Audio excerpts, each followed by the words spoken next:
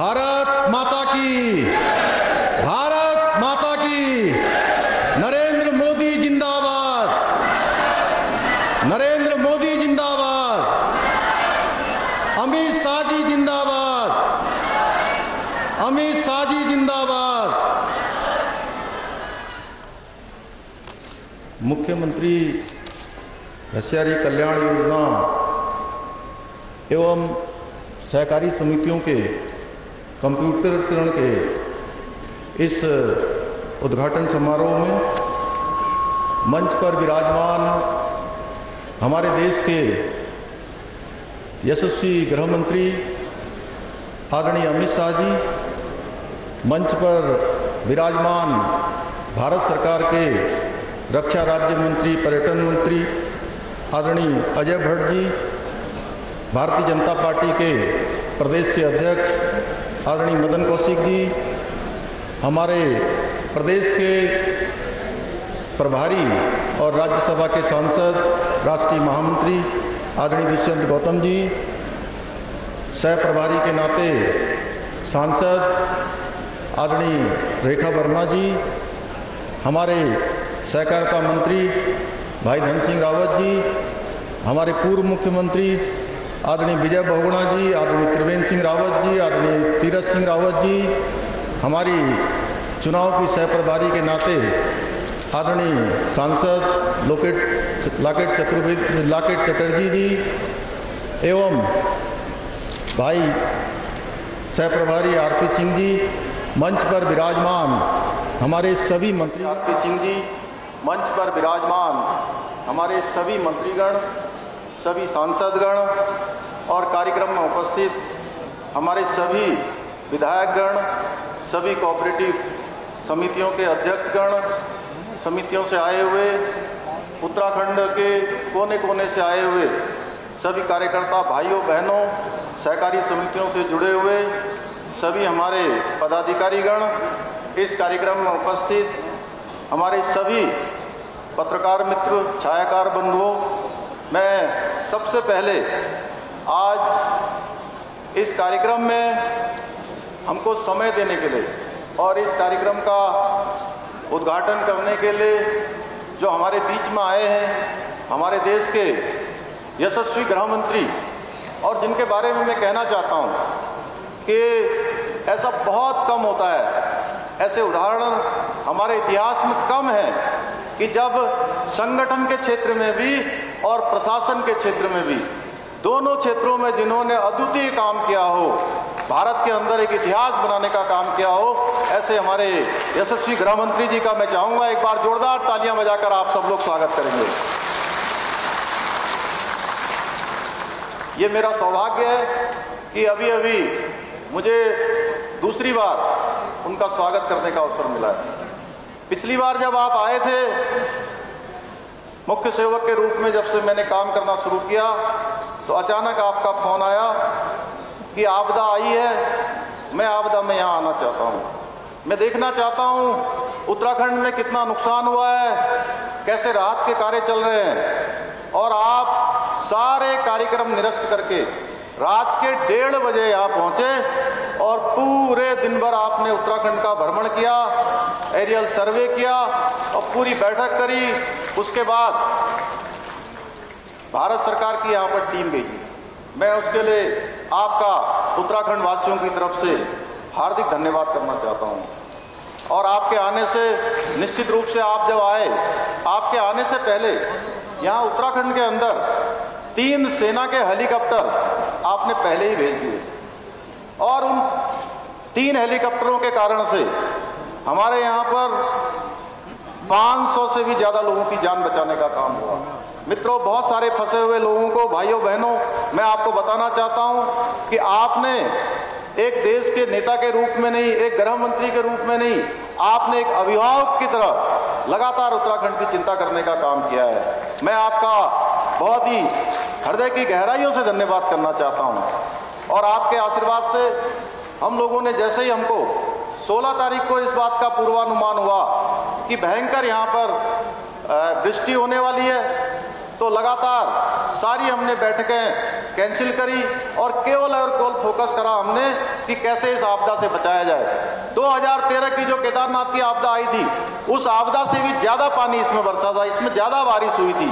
लेकिन मुझे बताते हुए ये खुशी हो रही है कि सरकार ने, सारे आपदा प्रबंधन के अधिकारियों ने आपके आशीर्वाद से लगातार, जैसे ही हमको इस आपदा का अनुमान हुआ, हमने 4 धाम की यात्रा रोक दी और सारे यात्रियों से हमने अनुरोध किया कि आप 1 दिन 2 दिन के लिए यात्रा न करें। और हमारे अनुरोध पर सारे यात्री जो जिस स्थानों पर थे वो उन्हीं स्थानों पर रुक गए। उसका परिणाम ये हुआ कि पूरे उत्तराखंड के अंदर 1.5 लाख यात्री उस दिन यहाँ आए हुए थे, 1.5 लाख श्रद्धालु पर्यटक उत्तराखंड के अंदर आए हुए थे।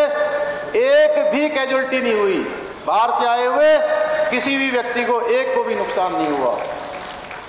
उसके बाद लगातार आपके मार्गदर्शन में हमने लगातार यहाँ पर आपदा के काम किए। मैं स्वयं सभी जगह पर गया, हमारे मंत्रीगण गए, हमारे सभी विधायकगण गए, पार्टी के पदाधिकारी गए, लोगों को लगातार राहत पहुंचाने का काम किया है। मैं आदरणीय गृह मंत्री जी को बताना चाहता हूं कि हमारे प्रदेश के अंदर अगस्त तक कोरोना की जो वैक्सीनेशन का काम था, वो वैक्सीनेशन का काम भी बहुत धीमी गति से चल रहा था। मैं माननीय प्रधानमंत्री जी का भी धन्यवाद करना चाहता हूं कि अगस्त के माह में मैंने अनुरोध किया था कि आप हमको 1 दिन में 2 लाख डोज से ज्यादा दे दीजिए।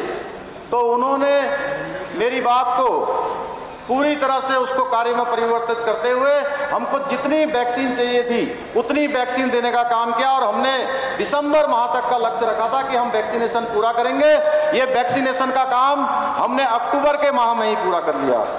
सभी को पहली डोज 100% यहां पर हो गई है। मैं माननीय गृह मंत्री जी का इसलिए भी धन्यवाद करना चाहता हूं कि ये सैनिक बाहुल्य प्रदेश है। हमारे इस सैनिक बाहुल्य प्रदेश के अंदर न जाने कितने लोगों ने, सैकड़ों लोगों ने, हजारों लोगों ने जिस कश्मीर को बचाने के लिए अपने प्राणों का बलिदान दिया, अपने प्राणों की आहुति दी, उस कश्मीर से आज तक जो काम कोई कर नहीं पाया, धारा 370 हटाने का काम, 2 विधान और 2 प्रधान जो ये संविधान था उसको हटाने का काम भी आपके नेतृत्व में हुआ है। इस उत्तराखंड की जनता आपका धन्यवाद करना चाहती है। धारा 370 हो, चाहे राम मंदिर का प्रकरण हो, 3 तलाक हो, आपके नेतृत्व में लगातार काम हुए हैं। आपने इस आपदा की घड़ी में भी जो अभिभावक की तरह हमारा साथ दिया है, आपने हवाई सर्वेक्षण किया है, निश्चित रूप से उत्तराखंड वासी आपको कभी भूल नहीं सकते हैं। पिछले 10 दिनों में आपका पुनः यहाँ आगमन हुआ है, उसके लिए हम हृदय की गहराइयों से आपका धन्यवाद करना चाहते हैं। आज घसियारी कल्याण योजना ये ऐसी योजना है जो हमारे पहाड़ की माताओं बहनों के दुख दर्द को समझने वाली ये योजना है और पूरे हिंदुस्तान के अंदर ये पहला राज्य उत्तराखंड है जहां पर अब आने वाले दिनों में आज से 2 रुपए किलो में चारा मिलेगा। लगातार 75% सब्सिडी सरकार इसके लिए वहन करेगी। निश्चित रूप से मैं सभी विभाग के अधिकारियों का भी धन्यवाद करना चाहता हूं। हमारे यहाँ पर सरकार ने बहुत सारी योजनाएं चलाई हैं, लगातार हमने फैसले लिए हैं। पहले की सरकारों में बड़ी बड़ी बातें होती थी, बड़ी बड़ी घोषणाएं होती थी, हजारों की संख्या में घोषणाएं होती थी। आप सब जानते हैं 2017 से पहले जो सरकार थी, हमारी सरकार में जितनी भी घोषणाएं हुई हैं उन सब के शासनादेश निकले हैं। जिन योजनाओं के शिलान्यास हुए हैं उन योजनाओं के लोकार्पण हुए हैं। मैं आपको बताना चाहता हूं अभी हमने लगातार बहुत सारे फैसले लिए। हमने नौजवानों के लिए 24,000 जो हमारे यहाँ पर रिक्त पद हैं, 24,000 जो भर्तियां हैं, उन भर्तियों पर पहले ही कैबिनेट में हमने फैसला किया था 4 जुलाई 2021 को कि ये 24,000 पदों को हम अपनी भर्ती की प्रक्रिया हम शुरू करेंगे। मुझे बताते हुए खुशी हो रही है कि अब 10,000 से भी ज्यादा आवेदन हमने अभी तक निकाल दिए हैं पिछले 3 महीने में। लगातार भर्ती की प्रक्रिया जारी है। लगातार रात के 12 बजे 1 बजे तक दफ्तर खुले हुए हैं, लगातार उस पर काम चल रहा है। इसके साथ साथ हमने स्वरोजगार के लिए मुख्यमंत्री स्वरोजगार योजना को और ज्यादा धरातल पर उतारने के लिए हमने कहा है वो भी एक ही स्थान पर उनकी स्क्रूटनी होगी और जितने भी प्रमाण पत्र बनने होंगे वो एक ही स्थान पर बनेंगे। चाहे जाति प्रमाण पत्र होगा, निवास प्रमाण पत्र होगा, आय प्रमाण पत्र होगा, चरित्र प्रमाण पत्र होगा, सारे प्रमाण पत्र एक जगह पर भरे जाएंगे और बैंक के लोग भी वहीं पर आकर उनको जो है ऋण देने का काम करेंगे। इसी प्रकार से चूंकि ये कार्यक्रम हमारी माताओं बहनों से जुड़ा हुआ है, घसियारी योजना का नाम घसियारी योजना जिसका नाम रखा गया है, हमने 119 करोड़ रुपए का चूंकि कोरोना की महामारी के समय में जो हमारी बहनें विभिन्न क्षेत्रों में काम करती हैं, वो कोई बुनकर का काम करती है, कोई मसाला बनाने का काम करती हैं, कोई जो है प्रसाद बनाने का काम करती हैं, अलग अलग स्थानों पर कोई बुनाई सिलाई का काम करती हैं, कोई भेड़ पालन का, बकरी पालन का, अपने आजीविका चलाने का जो काम करती हैं। इस कोरोना महामारी में वो बहनें भी अपने पैरों पर डटकर खड़ी रहे, क्योंकि उनके उत्पाद बने थे, कुछ का रॉ मटेरियल आया था, वो बर्बाद न हो, उनको किसी प्रकार की आर्थिक हानि न हो। उसके लिए हमारी सरकार ने तय किया कि हम उन बहनों को 119 करोड़ रुपए का पैकेज देंगे, जबकि सरकार भी इस समय परेशानी में है। लेकिन उसके बाद भी हमने कहा हम इन बहनों के सहयोगी के रूप में, उनके साझीदार के रूप में उनका सहयोग करेंगे और 5 लाख रुपए तक का ऋण बिना ब्याज देने की हमने व्यवस्था करी है। अगले 6 महीने तक उनके सारे ऋण माफ किए हैं। इसी प्रकार से चार धाम यात्रा जो हमारी प्रभावित रही, चार धाम यात्रा के कारण से बहुत सारे लोगों का रोजगार चलता है, बहुत सारे लोगों का व्यापार चलता है, उनकी जो यात्रा चलती है उससे पूरे साल भर का काम चलता है, उनके भी आजीविका पर बुरी तरह से प्रभाव पड़ा। उसके लिए भी हमने 200 करोड़ रुपए का एक पैकेज दिया और 200 करोड़ का पैकेज देने के लिए लगातार डीबीटी के माध्यम से अगले 6 महीने तक सबके खातों में पैसा आना शुरू हो गया है। मैं सभी का इसलिए धन्यवाद करना चाहता हूं कि वो सारे लोग भी आकर सरकार का बार बार धन्यवाद करने आ रहे हैं। इसी प्रकार से स्वास्थ्य के क्षेत्र में भी हमने जो हमारे नीचे से लेकर एएनएम से आशा है, हमारे हेल्थ वर्कर हैं, फार्मासिस्ट हैं, डॉक्टर हैं, उन सभी के लिए भी हमने 200 करोड़ रुपए का पैकेज दिया, उनको भी डीबीटी के माध्यम से उनके खातों में देने का काम हो रहा है।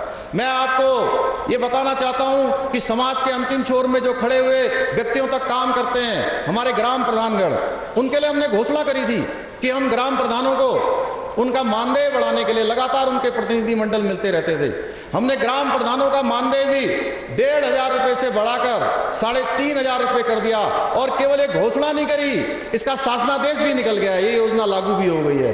इसी प्रकार से एक नौजवानों के लिए, युवाओं के लिए हमने स्वस्थ युवा स्वस्थ उत्तराखंड के नाम से एक योजना चलाई है, उसका भी हम जल्दी से जल्दी शासनादेश निकालने वाले हैं। पूरे प्रदेश के अंदर जो हमारे युवा सेना में जाना चाहते हैं, अर्धसैनिक बलों में जाना चाहते हैं, अपना प्रशिक्षण करना चाहते हैं, उन सभी के लिए अब वहां पर एक जिम, ओपन जिम प्रत्येक ग्राम पंचायत में खोला जाएगा।